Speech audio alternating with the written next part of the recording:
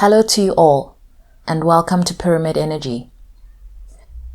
Every time I try to start the recording, either a hardy-dar makes noise or a car hoots. If you can hear in the background, it's been going on for at least 3 minutes, and so the show must go on.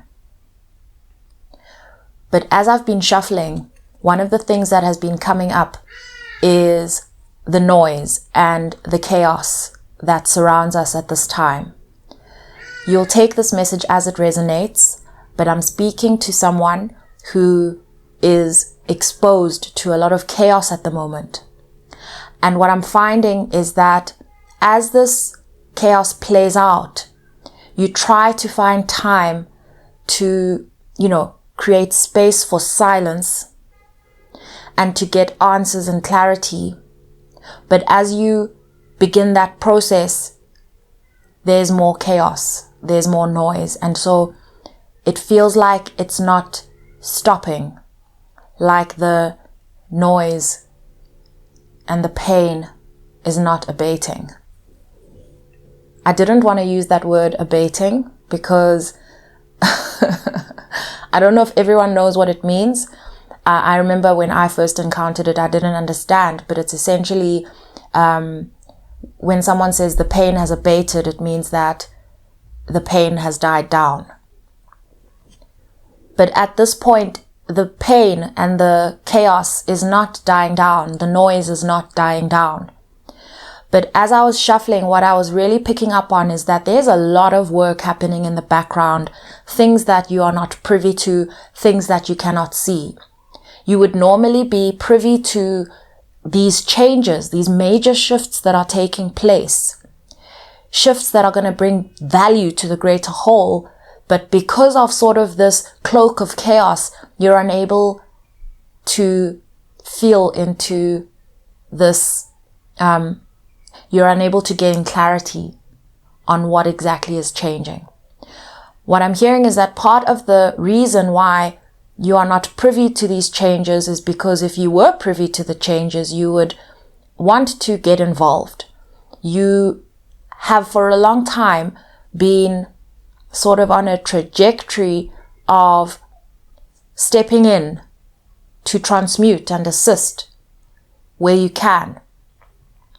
But because of this rapid change, and it's coming across as a bit of a chicken and egg situation, like this rapid change is taking place, bringing about lots of change, but the lots of change that's coming about is happening rapidly, either so that you don't get involved or you are not being allowed to get involved so that the change can happen. And what I'm seeing as I explain this, and you may need to sort of dial back, rewind to hear what I said, but what I'm seeing here is that in situations where you step in and get involved, where you intervene, whether that is, through transmuting or through voice healing. What I mean by this is your words bring clarity. Your words bring a sense of balance to the space. When you are constantly intervening, you almost save people from doing that work themselves. And so your intervention robs them and the entire system of the opportunity to evolve. And so there is major evolution taking place in spaces that you never thought there would be evolution. This is very much sounding like the couple of past readings that we've done again, but it is what's happening, and let us be present for it. What I saw was the Four of Pentacles, and I sort of saw this sort of handbag of matters, of perspectives, of, skeletons in one's closet, of, a whole lot of stuff in this handbag enclosed, and within it, a reshuffle taking place, shifting perspectives, negotiating one's position, trying to decide what are the risks, what are the benefits, a major negotiation And the 4 is giving me sort of, by the time you have this handbag opened and presented before you, handbag, purse, in South Africa we call it a handbag. And I know in America it's called a purse, and in South Africa a purse is a wallet. Anyway, do you see how I just digressed into the detail? It's like easily focus is lost. And what this 4 is talking about is only once some of these matters that are enclosed within this bag, only once they are sort of resolved and brought clarity within amongst themselves and stabilized, will you then be privy to the results of this evolution that has happened without your intervention. With that said, your presence still counts and has an impact. What is not wanted here is your intervention, your transmutation, your ability once you're privy to something to turn it around, because then the work continues to happen only on one end instead of for it to evolve the entire whole. One of the things we learn as we deal with chaos whilst trying to stay grounded, when there's too much chaos, you almost have to focus on staying grounded. You work at trying to keep up with the pace at times, but then you do need to extract yourself, retreat in order to find your ground, because you no longer know how to run at the pace of chaos. And you're familiar with the repercussions that this type of behavior has on your mind, heart, and body. And so it's actually on your end been an effort to stay grounded and to stay balanced so that you are any good to the entire situation, is how it's coming across. And so to you, it's coming across as, I have to stay grounded, and through that need, you become absent to certain elements and certain depths of this chaos. I feel like this message is being shared, not so much as a reassurance, but to bring clarity to your role. Because in staying anchored, your field is still able to perform its, let's call them duties, the things that your field just does. And to keep it in that corrective state, in that state that is able to correct situations and to bring clarity to situations without your intervention and your effort, your best bet here is to remain grounded, to stay grounded, so that within your presence, you can bring clarity where things are presented to you. What's coming up here is, this idea of something being presented to you is like, as a healer, when you sit with someone and you want to help them, their intention is crucial.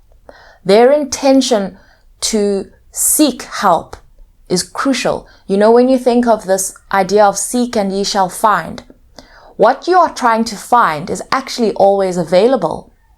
What we're seeking is always present. It's always there. However, if that seeking, if that intention is not set, what we want, we cannot see. And so when you sit with someone, again, as a healer, let's say, it becomes an energy vampire sort of situation where you are offering assistance, you are offering clarity to someone or something that has not sought it.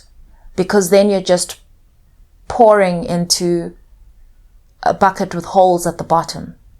And so you'll find yourself pouring and pouring and pouring all this wisdom into a space that cannot hold it. And the benefit overall of focusing on staying grounded is that once that intention is now set and someone seeks your clarity, you'll then be available for it rather than depleted, exhausted, and without the will to show up with presence. I'm also hearing that your presence is very valuable and will show its value when that moment comes, because it's coming.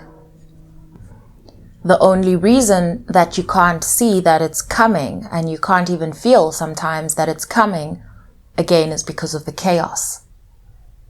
This message is taking me back to the whole concept of forgiveness that was explored in the reading. I think it said that darkness is coming to light, and it was about justice playing out in an unexpected way. What's coming through is that I'm speaking to someone who frequently judges themselves. And sort of this scary set of words was coming through me around judgment. And I saw the card judgment in my mind's eye. And what they were saying and showing me is that that will be your judgment moment when something or someone comes forward and you are unable to handle that pivotal moment with presence. And I just want to qualify this, because this is not about saying like you will be punished. That's not what I'm referring to.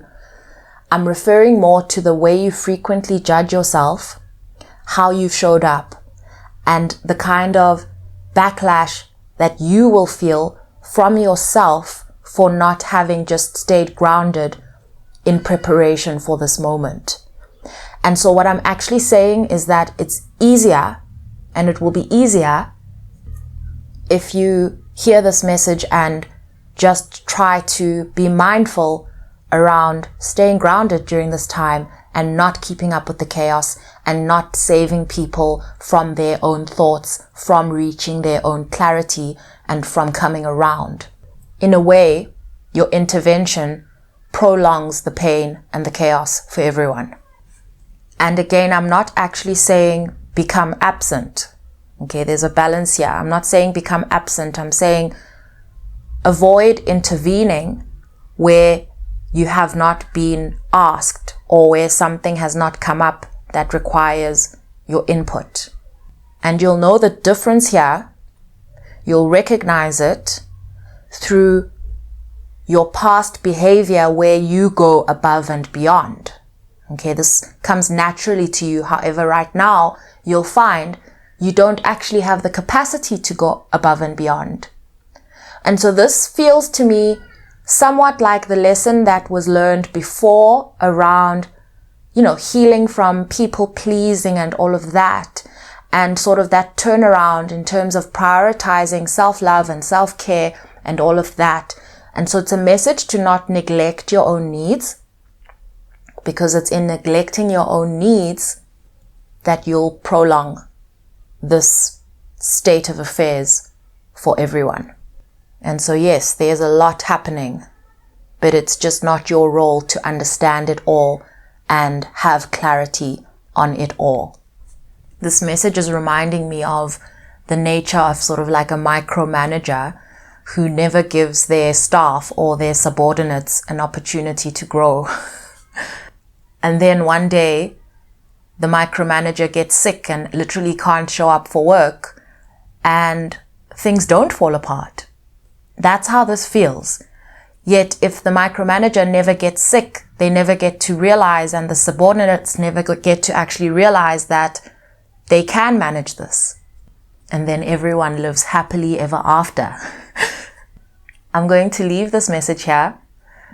I'm going to open another reading because I feel like either there's more, I don't know if it will relate to this, I don't know if it will be more personal or something else, I have no idea. I'm just getting the message to close this here. Sending you all so much love.